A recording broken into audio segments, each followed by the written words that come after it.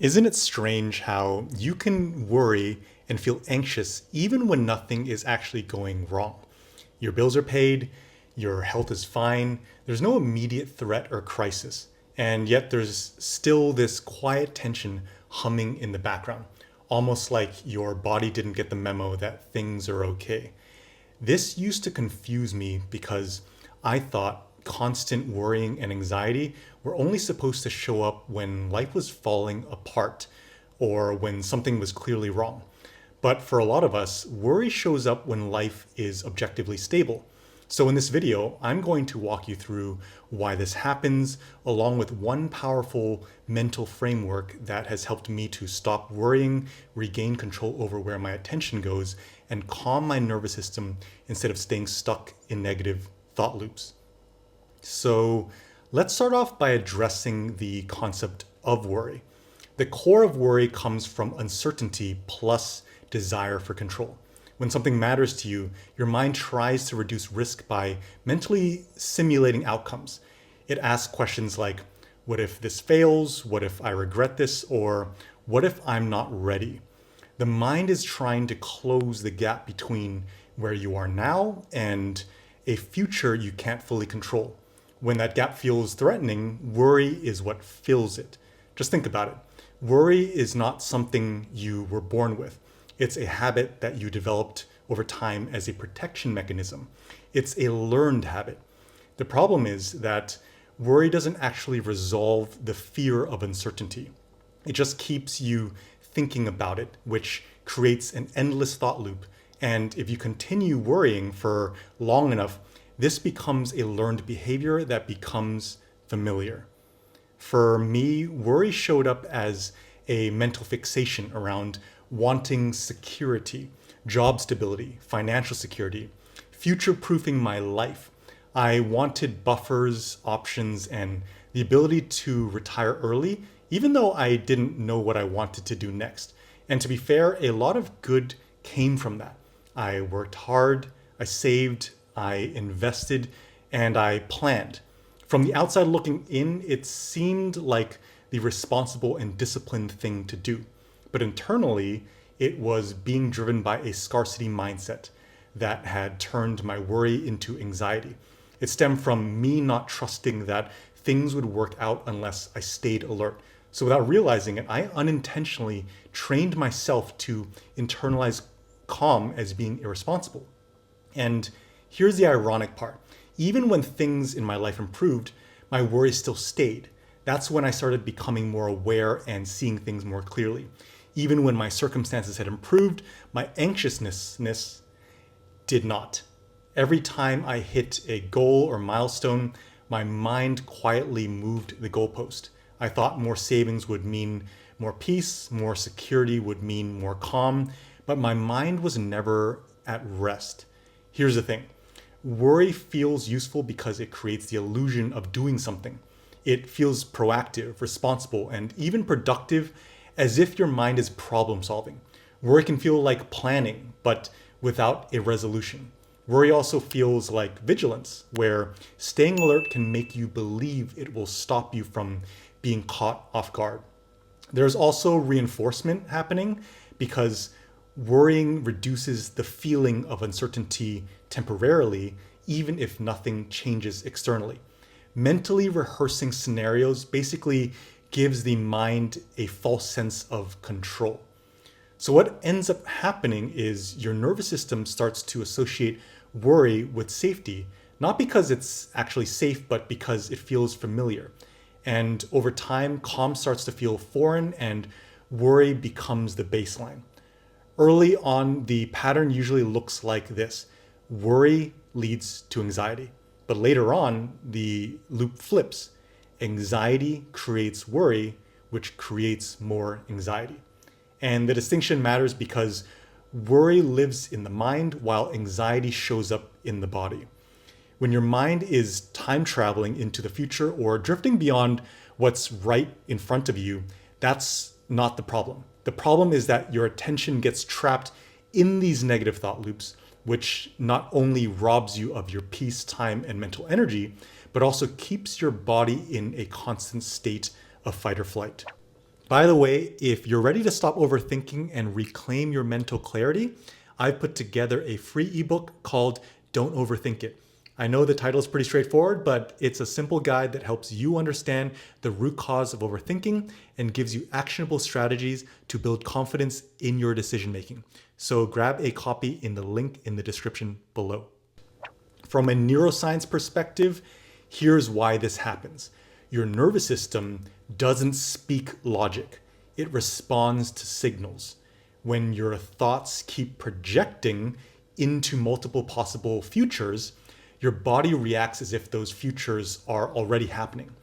That can show up as shallow or restricted breathing, a heavy or tight feeling in the chest, constant muscle tension, a faster or pounding heartbeat, or feeling on edge and hyper alert. This doesn't happen because danger is actually present.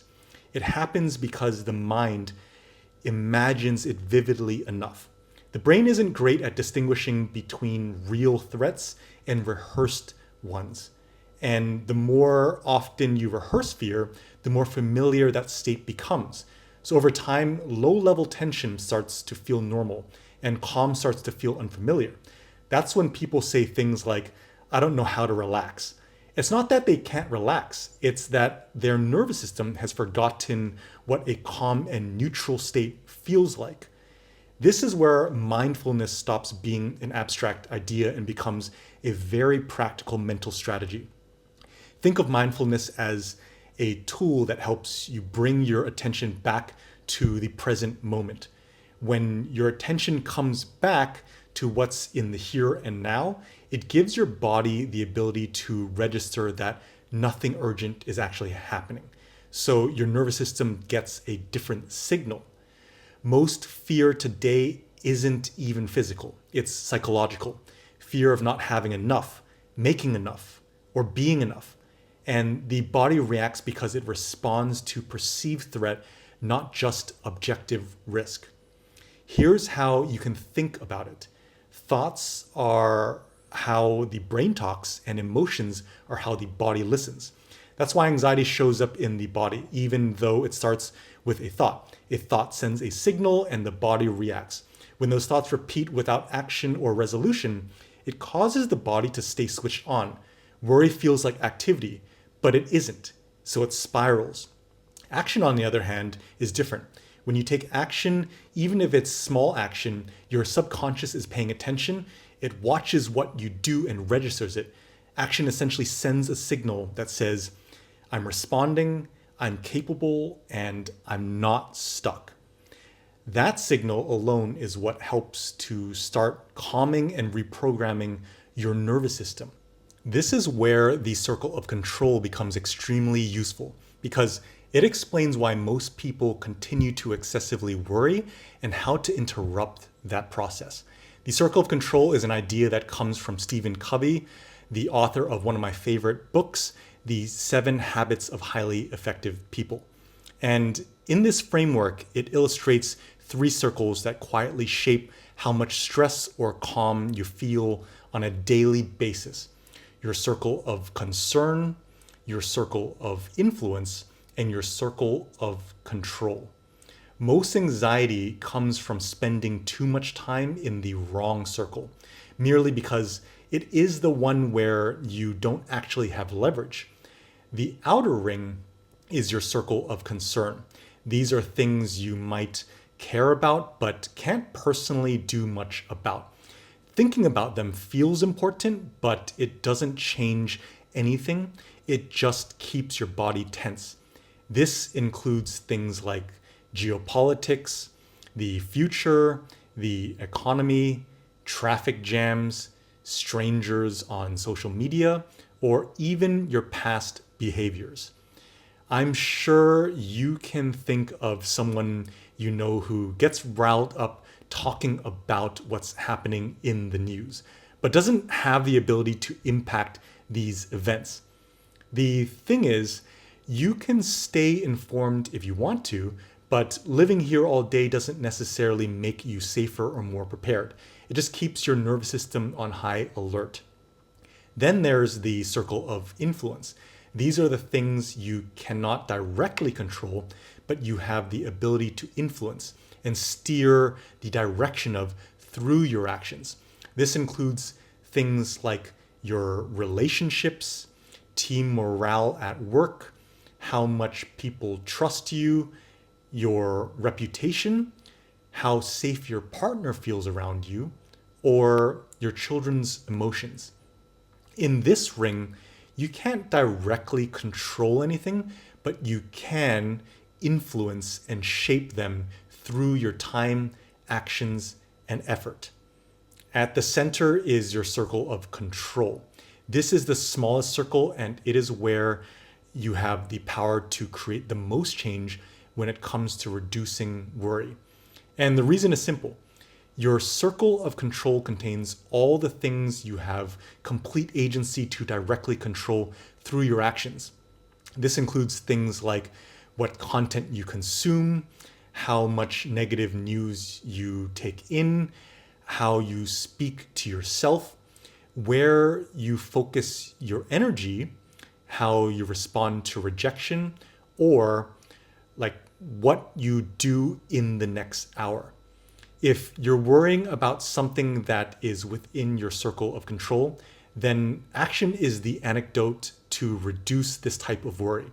The real shift is learning to catch yourself when your mind drifts into living in your circle of concern and gently pulling your attention back inward.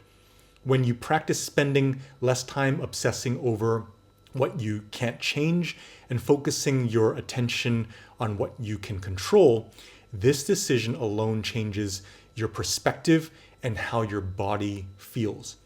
Looking back on my personal experience with worry and anxiety, I realized that it wasn't because I was failing to progress. What I was doing was failing to register progress because my mind was always dwelling on the future, which was in my circle of concern. My attention was always living in what was next, not in what was already here. I rarely paused to celebrate small wins or notice what had improved, and that gap is what created suffering for me. If your mind is always in the future, the present never feels sufficient. There's always going to be another milestone, another upgrade, and another thing to chase. But practicing gratitude and being mindful of the present moment is what creates a calm sense of fulfillment. It brings awareness back to what already exists and shows your nervous system that things are okay right now. That's why many of us unintentionally postpone peace, because it gets tied to some future condition that just keeps getting pushed forward. So if you've made it this far into my video, I just want to say that scarcity isn't always about what you lack, it's about what you perceive to be lacking. Anxiety often appears because of the imagined threats and sense of scarcity that never gets resolved. And the remedy is to take action and to also do the inner work. Focusing on what you can control restores your agency. Influence gives you direction, while concern is something you can acknowledge without having to live in it. So just remember that anxiety doesn't mean there is something wrong with you. It usually means your attention has drifted into fear without movement. When you can repeatedly bring your awareness back to what you can control and take action on, it creates a sense of certainty that gets reinforced because you are now engaging with life in the present moment. So thanks so much for watching. My name is Dexter, and I appreciate your time. Have a wonderful day. Bye-bye.